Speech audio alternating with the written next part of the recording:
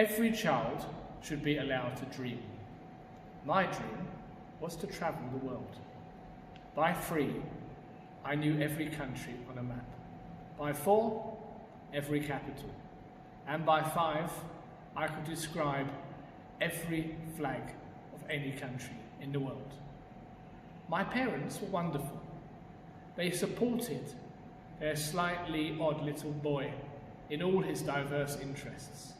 But throughout my primary education, I was labelled as stupid by most of my teachers, and my only real friends were the other odd ones out. Most of us were systematically bullied.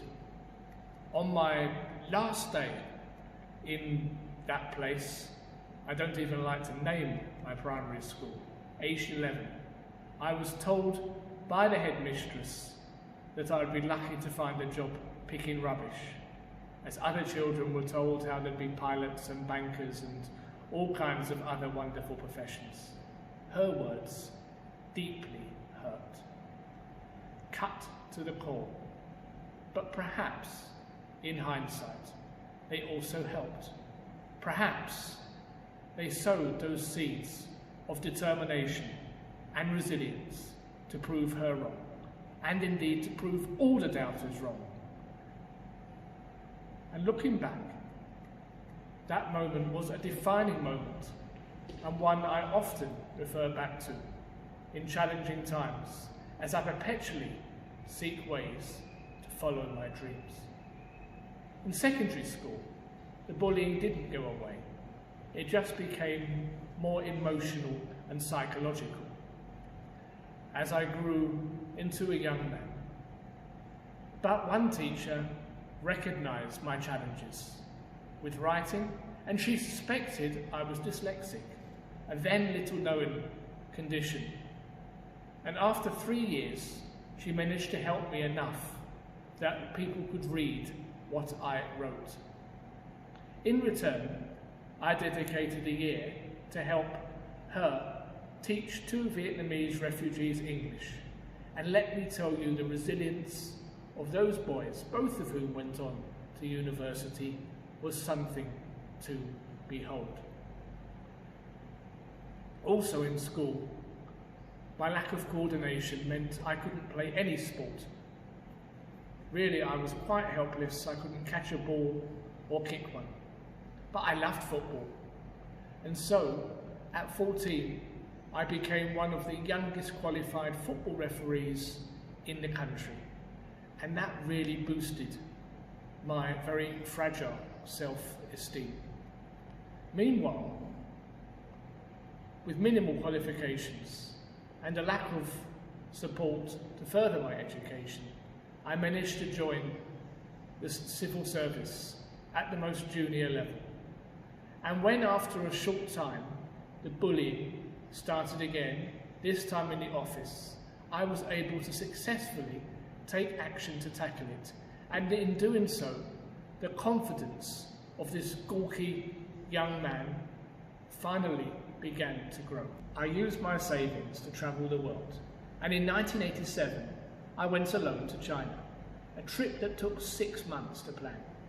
In 1988, my destination was India, when I visited Kashmir, Ladakh, Shimla, and so many other wonderful places in this amazing country. And so it continued for many years, travelling, learning, listening, and growing as I interacted with countless people, having so many special moments along the way. Today, I have reached 115 countries, and I hope that I'll get to a few more. And I tell people, I'm a graduate of the University of Life.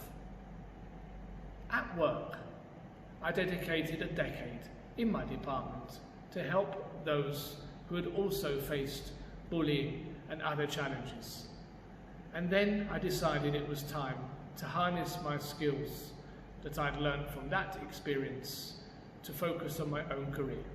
I was quickly offered an opportunity to go on a secondment with the Foreign and Commonwealth Office to Uganda, my dream. And it was very, very soon that I was into that 6-month experience that I realised I wanted to become a diplomat permanently.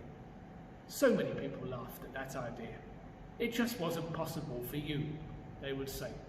And I thought back to that head teacher's words and what I'd already achieved, and I quietly continued pursuing my dreams.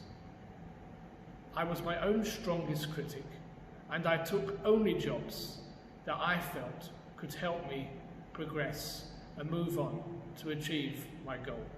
In 2007, I got a second secondment to the Foreign Office, this time 3 years in Ghana, quickly followed by another assignment in London, where, among other things, at the age of 43, I was diagnosed with dyspraxia, a neurodiverse condition from the same family of dyslexia, but far less well known. Indeed, I had never heard of it until it was mentioned during my consultation. I had a moment where the scales from my eyes fell away, where my clumsiness, my awkwardness, and propensity to cry at the slightest sign of danger all began to make some sense. And I got help to work on my speech, help to appear better organised, help to be less anxious, and all the other things that I had found so difficult but somehow had managed to cope with for 43 years. The Foreign Office, though, did not want me just to manage. They wanted me to excel. So when the day came, in March 2014, as I went through the process to determine my future, I believed in myself, and I succeeded. And yes, once more, I thought back to the words of that head teacher. Success carried through. I got the first overseas job I applied for, a political role in Nigeria.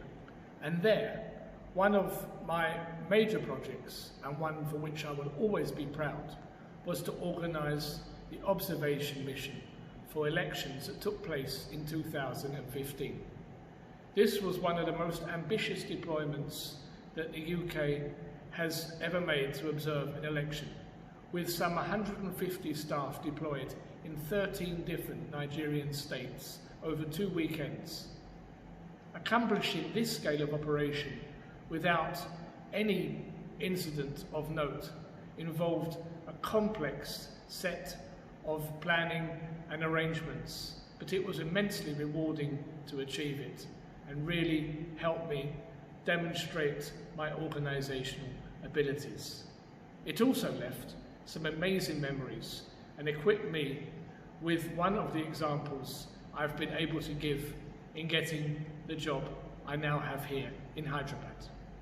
Also, whilst in Nigeria, I co-founded an NGO called Stop Don't Drop, an organisation that educates young people not to litter, but rather to recycle. And here I stopped to reflect. Perhaps, after all, that head teacher did know what she was talking about when she was talking about rubbish. Here in India, as the head of office in Hyderabad, I've had many steep learning curves and faced many challenges, but think I have been blessed with a dynamic team, very forward-looking, and this has really helped raise the UK profile.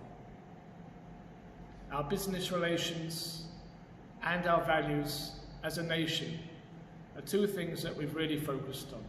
But then we faced the challenge of COVID, the biggest challenge I think anybody of our generation has had to face. The impact of COVID has affected everybody differently, and as a leader, I've needed to try to understand the impact on each individual in my team and quickly find new ways to operate. But our biggest challenge in these last 8 weeks has undoubtedly been helping British nationals stranded in the Telugu region to get back to the UK. None of my team have ever worked in a crisis situation before. And with state borders closed and people needing to return urgently for a multitude of reasons, we've needed to work together like never before to get people back as a small part of an even bigger pan-Indian effort.